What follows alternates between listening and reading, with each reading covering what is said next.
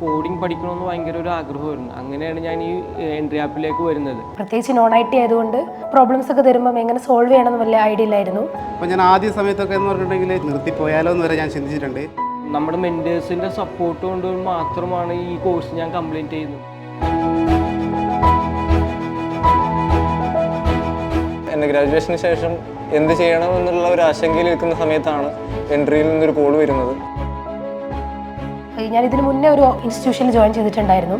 അപ്പം ഞാൻ ജോയിൻ ചെയ്ത് കഴിഞ്ഞ് കുറച്ച് കഴിഞ്ഞപ്പോൾ പിന്നെ അവർ റിപ്ലൈ തരാതായി. പിന്നെയാണ് എൻട്രിയിലേക്ക് എത്തിയത്.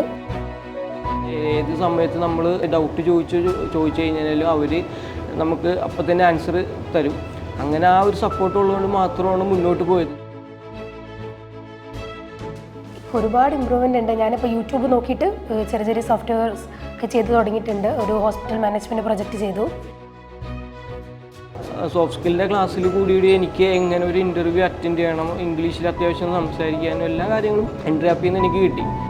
പ്രോബ്ലം തന്നു കഴിഞ്ഞാൽ അത് അറ്റംപ്റ്റ് ചെയ്ത് വിജയിപ്പിക്കുക എന്നുള്ളൊരു മൈൻഡ് സെറ്റ് ഇവിടെ നിന്ന് എനിക്ക് ക്രിയേറ്റ് ചെയ്യാൻ പറ്റിയിട്ടുണ്ട്. അപ്പോൾ അതുകൊണ്ട് തന്നെ നമുക്ക് പ്രോജക്റ്റ് ഒക്കെ ചെയ്തു വരാമെന്നുള്ള രീതിയിലേക്ക് ഞാൻ എത്തിച്ചേർന്നു.